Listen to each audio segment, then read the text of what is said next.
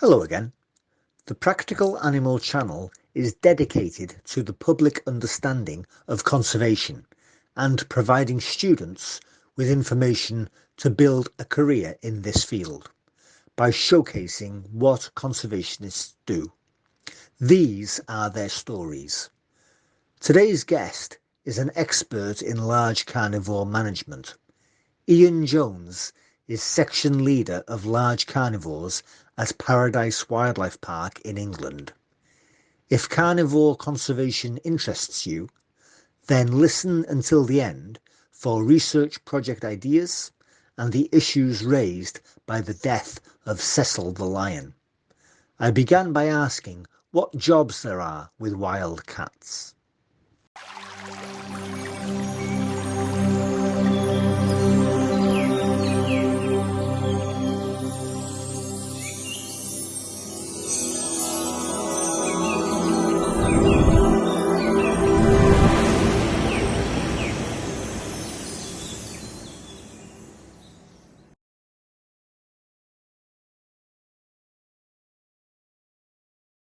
Ian, first of all, what jobs are there, please, with large carnivores?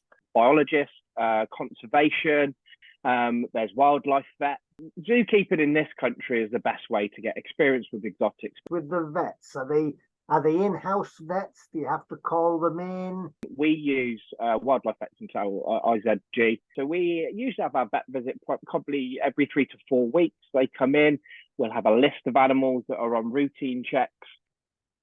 Right. What sort of routine veterinary care do the large carnivores that you work with need? How often, and what does it look like, that treatment? So hopefully nothing at all if I'm trying to keep my animals as fit and healthy as possible. When they're cubs, when they're young, we give them their routine vaccinations. So these would be the same things that we're virtually given to our domestic pets. And we give them their inoculations usually around 12 weeks when they're fully weaned from mum. After that, those vaccinations will be kind of usually biannually. So every 2 years, we kind of give them the boosters. And then usually towards the end of life, when they pass their natural lifespan, we might start giving them every year again, just to give them extra protection. But from the rest of it, if we can avoid it, we try not to have the vet see our animals. But cats being cats especially, or large carnivores in general, you know, they can get into little squabbles, they can have minor injuries. We keep an eye on claws. We often train them for behavior, so we can check their mouths, check their eyes up close. These days, a lot of the vets I've worked with, they tend to not want to knock an animal out unless you really have to. For somebody watching this who's thinking along the lines of, I want to be a zookeeper, what might be an entry-level salary for somebody who's gone through the obligatory voluntary period? You really do have to come into this with a passion for it. If you want to make a million, don't come into zookeeping. But in the same breath, it's an incredibly rewarding job. So I think starting off, you are going to be looking at anything from minimum wage to kind of £3,000 to £4,000 above that. And then I think these days, if you're in a good zoo, you should have progression. There should be targets that you can meet. Some of these targets might be over a 5-year period. It's more science-based now. So as keepers get more qualifications and more experience, you know, wages should increase with that. So you are section leader of large carnivores. Is that the best zookeeping job in the world? And well, in my opinion, it definitely is. It was all I ever wanted to do. So I kind of achieved my goal with that, with where I wanted to get to. Can you describe your connection with the large carnivores, Ian? Why did you want to work with those? For me, it was from a very young age. My parents took me to Africa when I was 9 years old. I fell in love with Africa. I fell in love with animals and wildlife in general. But seeing lions and cheetah and leopard on that trip at 9 years old, you know, was a massive influence for me. I think that was all I ever wanted to do. Ian, what species of large carnivore do you work with, please? So currently at the park, we have Amur tigers, we have African lions, we have a pair of jaguars, a pair of snow leopards, and wolves. We've got 2 rescued wolves as well. The rarest cat that I have under my care at the moment is definitely probably the Amur leopard as a subspecies. I mean, tigers in general, you're looking at a population of probably less than 4,000. The Amur tigers specifically, you're probably looking around the 500 mark as individuals in the wild, and maybe as few as again 500 in captivity on the breeding program around the world in various regions. So, are there any of these animals actually free living in the wild, or are they all restricted to national parks and reserves? if you go to somewhere like Kenya, you're more likely to find these national parks are open, or East Africa in general. The kind of the towns are more fenced in, or the people are fenced in rather than the animals as much.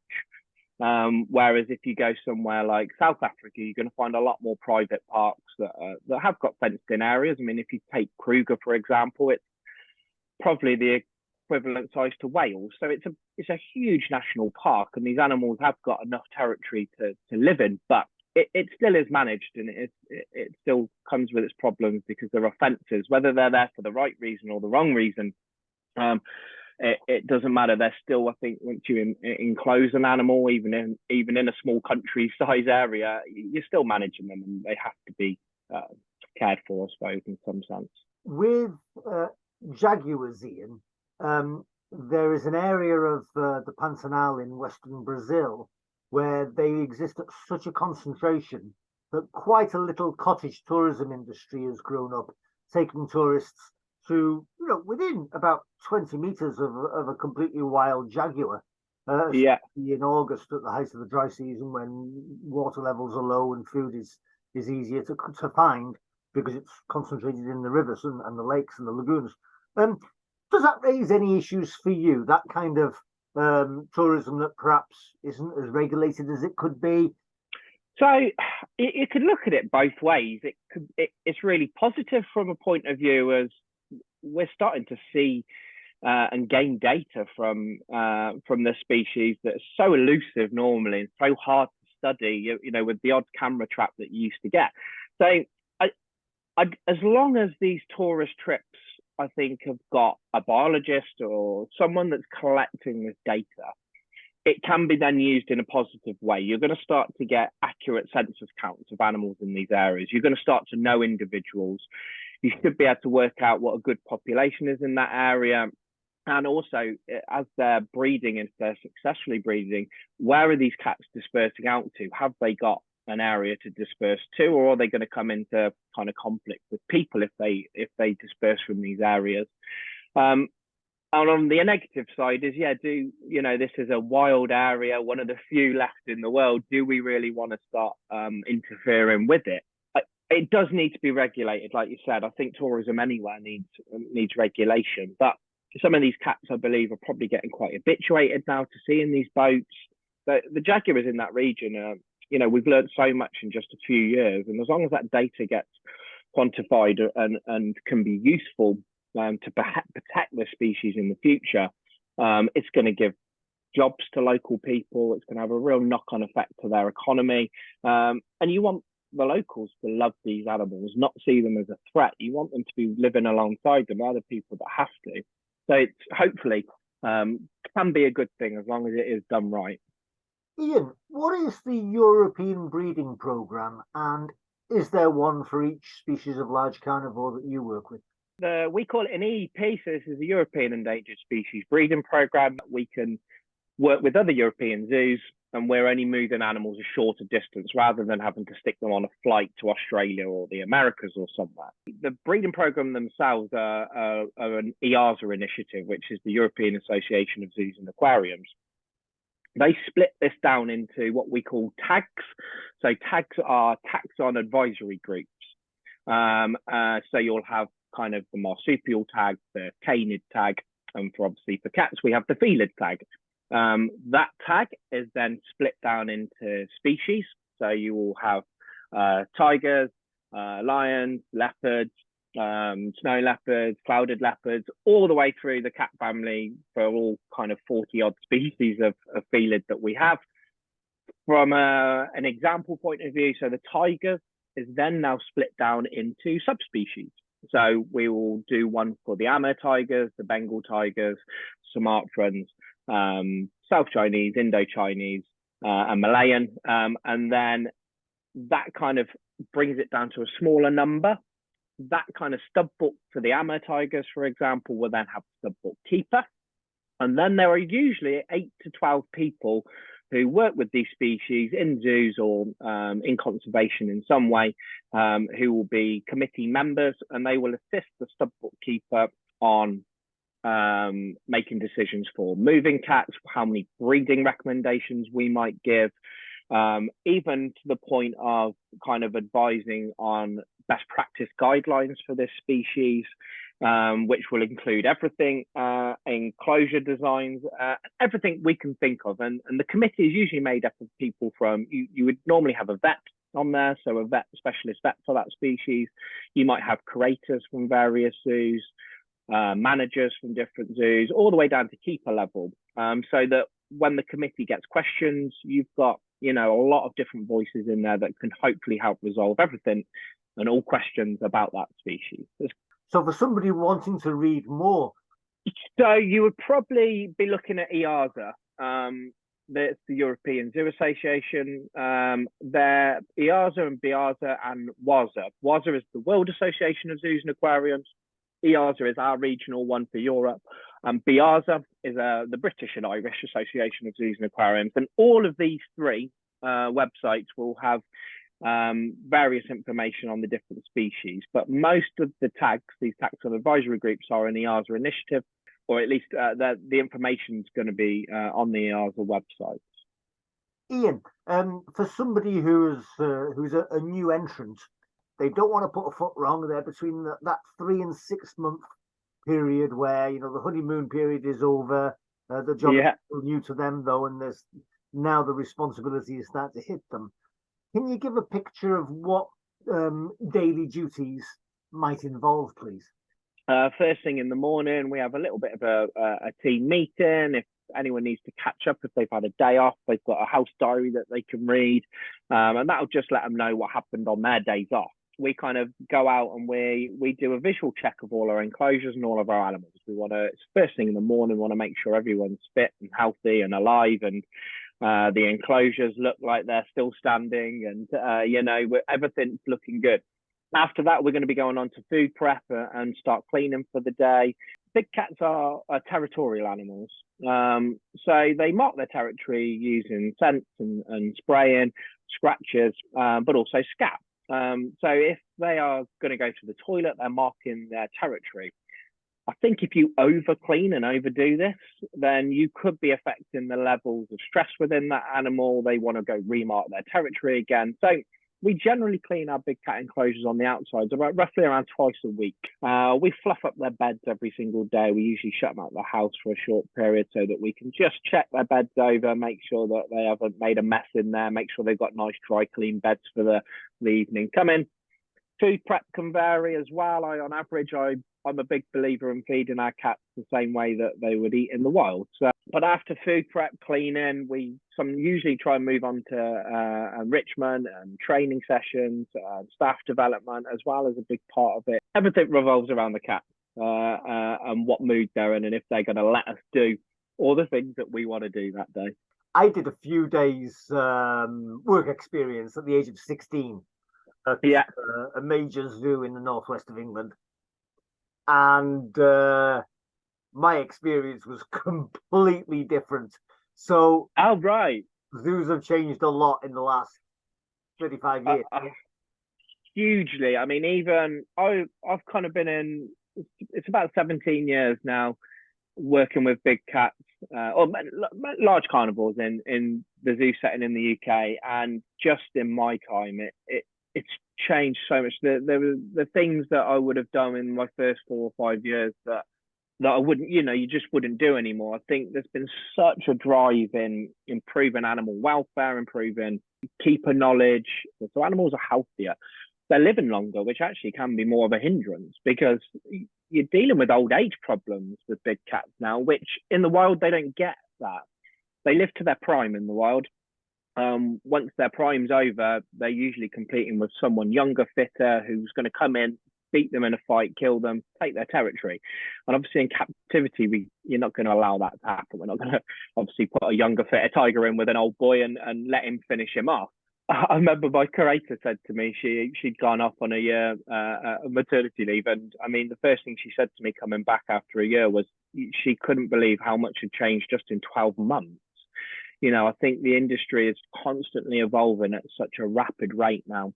Ian, what kind of behaviors do you desire and do you try and train into the animals? I think every interaction you have with an animal, you should be conscious of the training aspect of it because you are influencing their behavior. We train from everything from stimulation of a natural behavior, or we want to try and keep them exercised and fit. So simple things like pole feeding our cat uses the same muscles and bone structure as if they were trying to grab hold of prey and hold it in the wild and grip it and pull it down. Just doing this once a week can help alleviate some of the old age problems that you might see with arthritic problems, maybe joint care in old age and captivity, if you can keep them physically fit and exercised.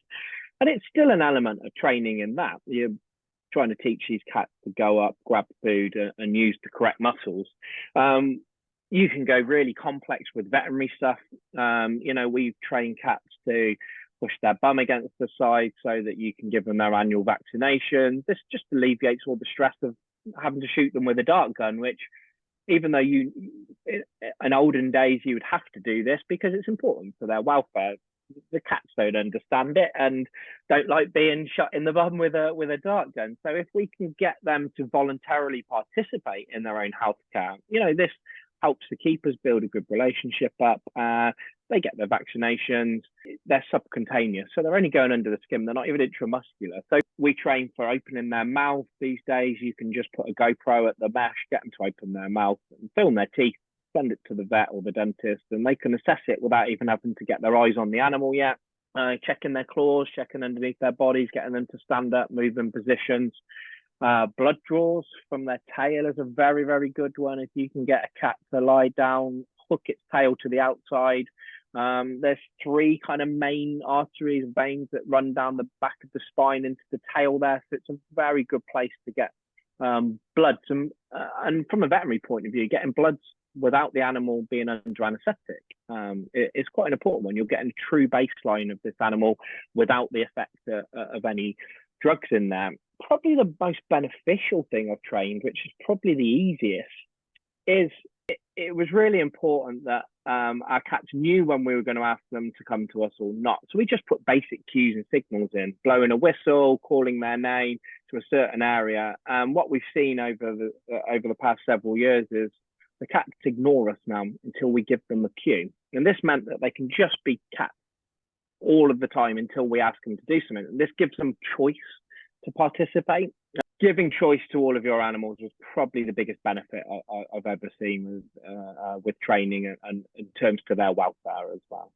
Ian, you are the section leader of the large carnivores at the Paradise Wildlife Park in England. What are your section's goals, please? Align all of the animals here with the in situ conservation programs. When visitors are coming in, they know that they are directly helping contribute towards protecting these species in the wild, which is, hopefully is the main aim of all zoos. Really aspire to kind of make sure that we're at the top of our game with welfare and contribute towards the breeding programs where we can. Can you give me some idea, Ian, please, of what are the most recent developments in care of big cats? To make sure that every subspecies or species has its own best practice guidelines. For example, with the jaguar one that I was involved with, when we were writing the best practice guidelines for that, we're looking at things like making sure that if you're building a new jaguar enclosure, make sure that they've got a pool. For jaguars specifically, this is quite important because it's a way that they thermoregulate their body temperatures. I think from about the age of kind of 12 to 15 weeks old, cats can regulate their body temperature. It sits at kind of about 37 degrees. So because they can't sweat, these things are important. What does food preparation involve, Ian? Do you have to make sure that the animals are getting those trace elements and micro minerals by making sure they have the offal, or how does the nutrition food prep work? So, because we're buying in such bulk of food, our food comes in freshly frozen. It has 3 days to thaw in a fridge. Obviously, when an animal hunts in the wild, it's eating its prey at body temperature. So, ideally, you want to kind of bring the food out before you're going to feed it. Make sure it at least getting up to kind of a nice room temperature. Carnivores and obligate carnivores like cats do have brutal digestive systems. They can actually get a lot of nutrition from even kind of the most degrading kind of meat that's even going off. Wolves especially have this ability to get nutrients from even quite rotting meat if they buried their food and things like that. But we want to give bone, we want to give flesh, we want to give fat, we want to give fur. All of these things are important from a digestive point of view. They help keep their teeth clean and maintain a good mouth. And then what we generally do is offal, if we can get it in fresh, it's a great thing to give out hearts and organs, because it is one of the main places where large or obligate carnivores especially get most of the vitamins and minerals from. Now, offal tends to not do well frozen. You can lose nutrients from it if you've frozen it. So if it's not fresh enough, you can still offer it. It's a good food source, but the easiest way for us is we actually have a vitamin powder, a supplement called Carnivit 7. It's dosed to the animal's body weight. Ian, please can you describe how your own career developed? It started with this trip to Africa with my parents, and I can honestly say I was very fortunate. I've had two parents that would have supported me in whatever career choices that I could have made. And, I think that played a big, big factor in me being allowed to pursue this dream of wanting to work in conservation. My dad was always fascinated with wildlife, so I think that played a big influence in that. And I kind of studied at animal care, national diploma in animal care. It seemed like the normal thing to do when I wanted to get into zookeeping and working with animals after school. I did that till I was 18. And went and volunteered in South Africa for kind of about 3.5 months, working in an animal rehabilitation, volunteering in an animal rehabilitation centre, a big reptile park, and then in Kruger National Park for 6 weeks. Is there a stage when a person has to say to themselves, "I've done enough volunteering, now I need a seasonal job"? We normally ask for a minimum of 1 day every 2 weeks for our long-term volunteers. So if you can get one day a week in over a 12-month period, I think you're going to build up a good amount of time there. I always say to people, don't get disheartened if you're getting turned down, because it is such a competitive industry. And if you want to really get into it, you've just got to keep applying, ask for feedback. If you've been rejected for any reason, keep going until you finally get that break. Ian, somebody going for an interview for a zoo job, when it comes to that stage towards the end of the interview where the interviewers say, "Do you have any questions for us, please?" What might be good questions that a person can ask?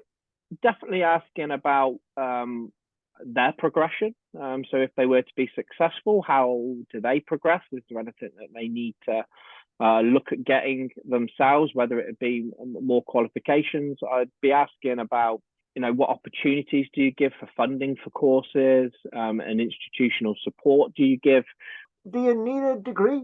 No, so I don't have a degree, but my wife's the clever one. She's got a first in animal behaviour. But practical experience can't be beaten, I don't think. One of the best bits of advice given to me was, I think you need to be working with a species for a minimum of 5 years before you can deem yourself knowledgeable within that species. For somebody who is doing a degree and they're in their final year, what might make a good dissertation topic in the context of big cats and big cat conservation, please? Enclosure use. What you will find is most zoos will have a list of studies that they would like done. For anybody wanting to get into zookeeping, specifically getting into working with large carnivores and big cats, what advice can you offer somebody, please? Being flexible and adaptable is so important, because you're working in a constantly evolving environment. Teamwork is the biggest thing. If you've got a good team, your animals are going to be getting the best care. You're going to trust each other. You don't all need to be best friends, but it helps if you're friendly with each other. But as long as you can be professional and work with people around you well, I think they're good attributes to kind of have. Ian, what issues do you think were raised a few years ago by the death of Cecil the lion in Africa? This highlighted probably trophy hunting more than anything in a huge way. Um, it's to me, this is an incredibly complex situation. I think people probably don't realize the differences between hunting, trophy hunting, culling, management techniques of species. Now, it's hard from a moral point of view. I don't want to see animal shot, killed, or anything, but um, these are perfectly acceptable management techniques as long as they are aiding towards conservation of that species. Now, personally, I don't like trophy hunting at all. I don't know why you want to shoot something for fun, and I don't know why you want to pose with it for fun.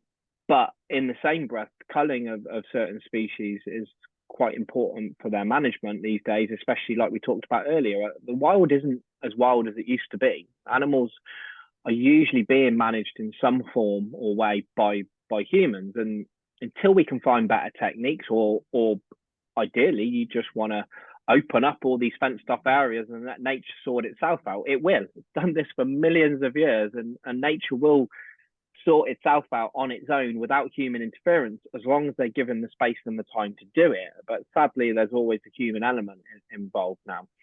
I think with Cecil, it was a really sad state. Hunting is a billion-dollar industry worldwide, and I think it's quite sad that it is that way. In the same breath, culling in certain areas, so I believe Kruger National Park it might have been a problem with TB with lions. Now, these are an enclosed animal in a fenced off area, like we said, again, about the size of Wales. But if the lion population gets too big for this area, it's going to overhunt. Prey species going to start to reduce. So you might need to take people out, and you might need to cull some of the population of lions that is sustainable for that area.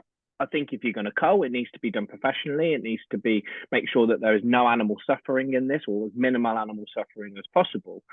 And sadly, that is one of the only management techniques we have, because if you've got an animal like the lions in Kruger that may be harboring TB, you can't relocate these to another area. You're going to relocate the disease with it. So that's just one of the complications that comes with it. It's not as easy as people would think by just saying, well, why didn't you move these animals if there was too many? You've got countries arguing about conservation. You've got countries that don't want to cooperate with each other. Unless you can get the whole world working as one in harmony, these are problems that conservationists and biologists are going to face wherever they go in the wild. The Cecil situation would it did great for highlighting the anger towards kind of trophy hunting and how they were doing it and the money involved in it. I think one of the biggest arguments that the hunting community give is probably that this money goes back into conservation and into that area. I'd love to see the real evidence of that. I think in some cases it does.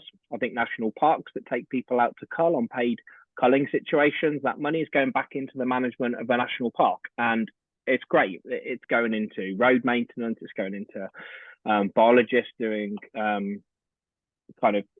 maybe census counts and things like that on species, even going towards local communities. But the majority of hunting, it's people making money at the top. It's not going out to local communities. You've got hunters flying in on helicopters, and then you've got the local people maybe living 10 to 1 room in a house. That to me doesn't show that this money is going into a local community. But it's going to be different in every single area. Some places it is going to be working really well. The communities are going to be thriving. Other places it's not. It's not a simple argument, or it's not as black and white as what people would think. Anything that you'd like to add, Ian? Until we can start to reverse this kind of biodiversity loss of wildlife around the world in all these different regions, then sadly these animals are going to be getting lesser and lesser. And it makes captivity even more important to kind of keep these bloodlines and genetics going for some of these species. Ian, you are the section leader for large carnivores at Paradise Wildlife Park in England. Thank you very much for being on the Practical Animal channel, Ian Jones. Thank you very much, Sean.